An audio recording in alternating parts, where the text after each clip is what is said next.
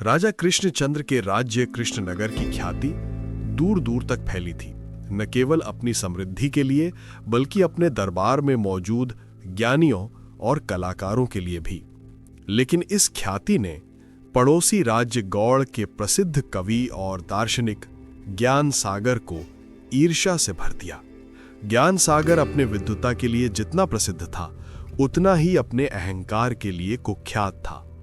उसे दूसरे राज्यों के दरबार में जाकर ऐसी पहेलियां और चुनौतियां रखने में आनंद आता था जिनका कोई उत्तर न दे सके और वो उस राज्य को अपमानित कर सके। एक दिन ज्ञान सागर अपनी पूरी भव्यता के साथ कृष्णनगर के दरबार में पहुंचा। उसके आगमन की खबर से ही दरबारियों में एक अजीब सी बेचैनी फैल गई। राजा कृष्णचंद्र ने उसका उचित सम्मान किया, लेकिन ज्ञान सागर की आंखों में विनम्रता नहीं बल्कि एक चुनौती का भाव था। महाराज, मैंने सुना है कि आपका दरबार बुद्धिजीवियों का संगम है। मैं आपके ज्ञान की परीक्षा लेने आया हूं। मैं आपके समक्ष 3 प्रश्न रखूंगा। यदि आपके दरबारी 1 महीने के भीतर इनका सही उत्तर दे पाए तो मैं मान लूंगा कि कृष्णनगर वास्तव में ज्ञान की नगरी है और मैं अपने राज्य की ओर से आपको 100 स्वर्ण मुहरों की भेंट दूंगा। लेकिन यदि आप असफल रहे तो आपको एक राजपत्र पर यह लिखकर मुहर लगानी होगी कि गौड़ का राज्य ही ज्ञान का सच्चा संरक्षक है और इसे सभी पड़ोसी राज्यों में भेजना होगा। यह सुनकर पूरे दरबार में सन्नाटा छा गया। यह केवल एक प्रतियोगिता नहीं बल्कि राज्य के सम्मान पर सीधा प्रहार था। हमें आपकी चुनौती स्वीकार है ज्ञान सागर जी। ज्ञान सागर ने अपनी 3 चुनौतियां रखीं। पहली चुनौती, मेरे लिए एक ऐसी वस्तु लाओ जो शून्य होकर भी संपूर्ण हो। दूसरी चुनौती, एक ऐसा चित्र बनाओ जिसमें मौन का संगीत सुनाई दे। तीसरी चुनौती, इस पूरे राजसभा को दुनिया की सबसे बहुमूल्य चीज से भर दो, लेकिन उसका कुल खर्च 1 तांबे के सिक्के से भी कम होना चाहिए। इन असंभव सी लगने वाली चुनौतियों ने दरबार के सबसे बड़े विद्वानों और कलाकारों के होश उड़ा दिए। पहला सप्ताह बीत गया। विद्वानों ने तर्क और दर्शन के ग्रंथ लाकर कहा कि ज्ञान ही शून्य होकर संपूर्ण है, लेकिन ज्ञान सागर ने हंसकर कहा ये तो विचार है, वस्तु नहीं। दूसरा सप्ताह बीत गया। राज्य के सबसे निपुण चित्रकार ने एक घने शांत जंगल का चित्र बनाया जिसमें एक तपस्वी ध्यान में लीन था, लेकिन ज्ञान सागर ने उसे खारिज करते हुए कहा, इसमें शांति दिख रही है, शांति का संगीत नहीं। तीसरे सप्ताह में मंत्री ने कोषागार के सबसे कीमती हीरे जवाहरात मंगवाए और कहा कि इनसे बहुमूल्य कुछ नहीं, लेकिन उनकी कीमत 1 तांबे के सिक्के से कहीं ज्यादा थी। राजा की चिंता बढ़ती जा रही थी। दरबार का हर व्यक्ति निराश था और ज्ञान सागर हर दिन आकर अपनी विजय की मुस्कान बिखेर जाता था। इस पूरे समय अढ़ैया ब्राह्मण दरबार से अनुपस्थित थे। वे किसी निजी कार्य से एक दूर दराज के गांव गए हुए थे। जब वे लौटे और उन्होंने दरबार का निराशाजनक माहौल देखा तो वे तुरंत राजा के पास पहुंचे। पूरी बात समझने के बाद उनकी आंखों में एक परिचित चमक दिखाई दी। महाराज, आप चिंता न करें, अभी हमारे पास 1 सप्ताह है। बस मुझे कुछ चीजों की व्यवस्था करने की अनुमति दें। राजा को अपने चतुर विदूषक पर पूरा भरोसा था। अढ़ैया ब्राह्मण ने कुछ अजीब सी मांगे रखी।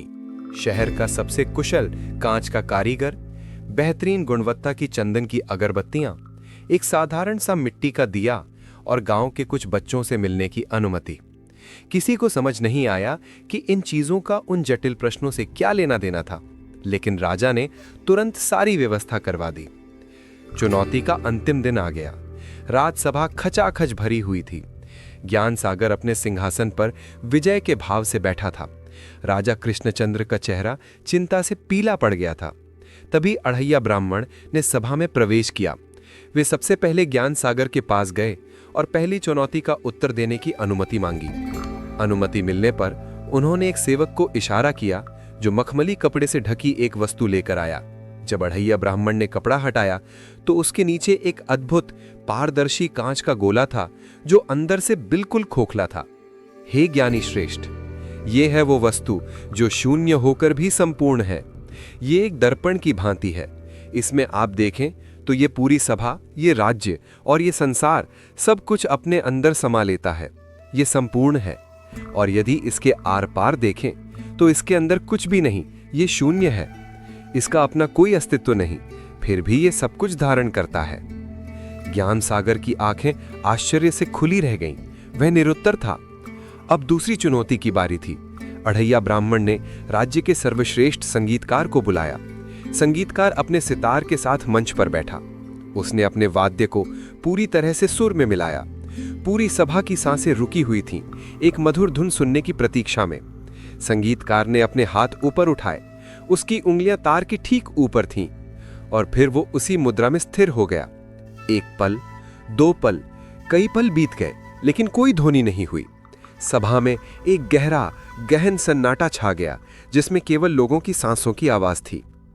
चुप्पी तोड़ते हुए, ज्ञान सागर जी, मौन का असली संगीत की सिखालीपन में नहीं, बल्कि संगीत के शुरू होने से ठीक पहले के उस गहन प्रतीक्षा में होता है। इस संगीतकार ने अभी अभी उस प्रतीक्षा, उस उम्मीद और उस एकाग्रता को हम सबके मन के कैनवस पर चित्रित किया है। यही मौन का संगीत है। इस अप्रत्याशित उत्तर ने ज्ञान सागर को चकित कर दिया। अंत में तीसरी और सबसे कठिन चुनौती बची थी। अढ़ैया ब्राह्मण ने मुस्कुराते हुए मुख्य द्वार की ओर इशारा किया। द्वार खुले और लगभग 50 छोटे छोटे बच्चे हाथों में मिट्टी के छोटे छोटे दिए लिए अंदर आए। उनके चेहरों पर एक मासूम मुस्कान थी। अढ़ैया ब्राह्मण के एक इशारे पर सभी बच्चों ने अपने अपने दिए जला दिए। देखते ही देखते जो राजसभा बड़े बड़े शाही झाड़ फानूसों से रोशन थी, वो सैकड़ों नन्हे दियों की पवित्र, सौम्य और गर्म रोशनी से भर गई। हाथ जोड़कर विनम्रता से, ज्ञान सागर जी, दुनिया की सबसे बहुमूल्य चीज है ज्ञान और आशा का प्रकाश, जो अज्ञानता और निराशा के अंधकार को दूर करता है। ये उसी का प्रतीक है। और रही बात कीमत की, तो इन दियों और इनमें जले तेल का कुल खर्च एक तांबे के सिक्के के छोटे से हिस्से से भी कम है। हमने सभा को न केवल रोशनी से, बल्कि एक उज्जवल भविष्य की आशा से भर दिया है, जो दुनिया का सबसे बड़ा खजाना है। ज्ञान सागर अपनी जगह पर जड़ हो गया। वह अहंकार से नहीं, बल्कि सरल और गहरी बुद्धि से पराजित हुआ था। उसने अपनी हार स्वीकार की, राजा कृष्णचंद्र से क्षमा मांगी और अढ़ैया ब्राह्मण के सामने सिर झुकाकर कहा, मैं ज्ञान की खोज में निकला था, लेकिन अहंकार ने मेरी आंखों पर पर्दा डाल दिया था। आज आपने मुझे सच्चे ज्ञान का अर्थ समझाया है। उस दिन कृष्णनगर की विजय का उत्सव मनाया गया, जो तलवार से नहीं बल्कि बुद्धि से जीती गई थी। और अढ़ैया ब्राह्मण ने एक बार फिर साबित कर दिया कि सबसे जटिल समस्याओं का समाधान अक्सर सबसे सरल विचारों में छिपा होता है।